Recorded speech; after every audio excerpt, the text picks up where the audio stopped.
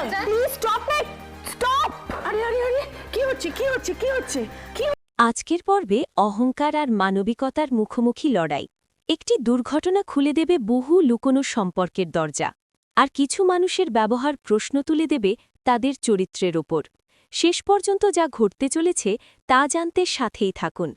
আজকের পর্বের শুরুতেই দেখা যায় রয় অ্যান্ড চ্যাটার্জি ইন্টারন্যাশনাল কোম্পানির ভেতরে দাঁড়িয়ে শিবনাথ রায় অনিরুদ্ধকে কড়া ভাষায় জানিয়ে দেন আজ থেকে রায় পরিবার ও চ্যাটার্জি পরিবারের সব সম্পর্ক শেষ।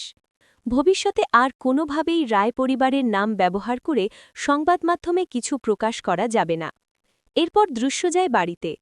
বাণী মন খারাপ করে সাথীকে বলে, কাল আমি হোটেলে না গেলে হয়তো এত অপমানের পরিস্থিতি তৈরি হতো না।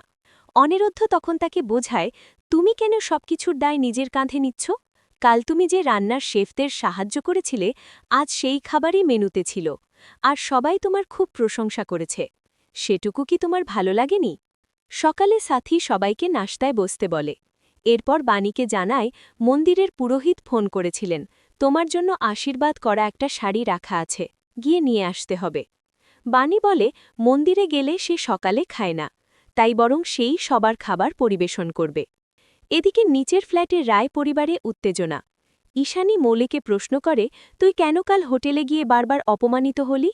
মৌলিক ক্ষোভ উগরে দেয়, অনিরুদ্ধ আমাকে সবসময় ছোট করে, আমার সম্মান নিয়ে খেলেছে, এর জবাব তো দিতেই হবে।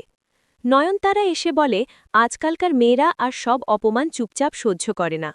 মৌলি জানায়, অনিরুদ্ধ শুধু আমাকে নয়, পুরো পরিবারকেই অপমান করেছে। এই কথা শুনে নয়নতারা আরও বলে, বাণীর সঙ্গে থেকে থেকে অনিরুদ্ধ এমন হয়ে গেছে। এরপর দৃশ্য বদলায় অন্তরা ও আর্যের কথোপকথনে।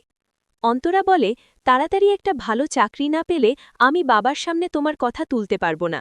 বাবা কিন্তু যে কোনো সময় আমার বিয়ে ঠিক করে দিতে পারে। আর্য আশ্বস্ত করে, আমি চেষ্টা করছি, চিন্তা করো না। কথাটা বলেই ফোন কেটে দেয়। ঠিক তখনই অন্যমনস্ক অবস্থায় রাস্তা দিয়ে হাঁটতে গিয়ে আর্য ভয়ঙ্কর দুর্ঘটনার শিকার হয়। রাস্তায় থাকা মানুষজন তাকে ধরে হাসপাতালে নেওয়ার চেষ্টা করে।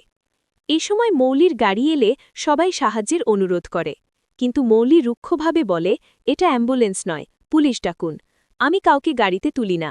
এই বলে সে চলে যায়। সবকিছু রাস্তার লোকজন মোবাইলে ভিডিও করে রাখে।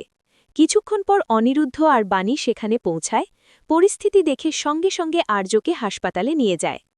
বাণী আর্যকে দেখে ভেঙে পড়ে যায় এবং কান্না ভেজা গলায় বলে, চোখ খুলো আর্য, কিছু হলে আমাকে বলো। হাসপাতালে ডাক্তার জানায়, ভয়ের কিছু নেই, মাথায় সামান্য চোট, ওষুধ খেলেই ঠিক হয়ে যাবে। এরপর দৃশ্য যায় রায়বাড়িতে। মৌলি বাড়ি ফিরতেই সংবাদমাধ্যম তাকে ঘিরে ধরে প্রশ্ন করে, দুর্ঘটনায় আহত একজনকে সাহায্য না করে চলে যাওয়া কি অপরাধ নয়? নয়নতারা পরিস্থিতি সামাল দেওয়ার চেষ্টা করে। শেষে শিবনাথ রায় মৌলিকে নির্দেশ দেন, তুমি হাসপাতালে গিয়ে ছেলেটার কাছে ক্ষমা চাইবে।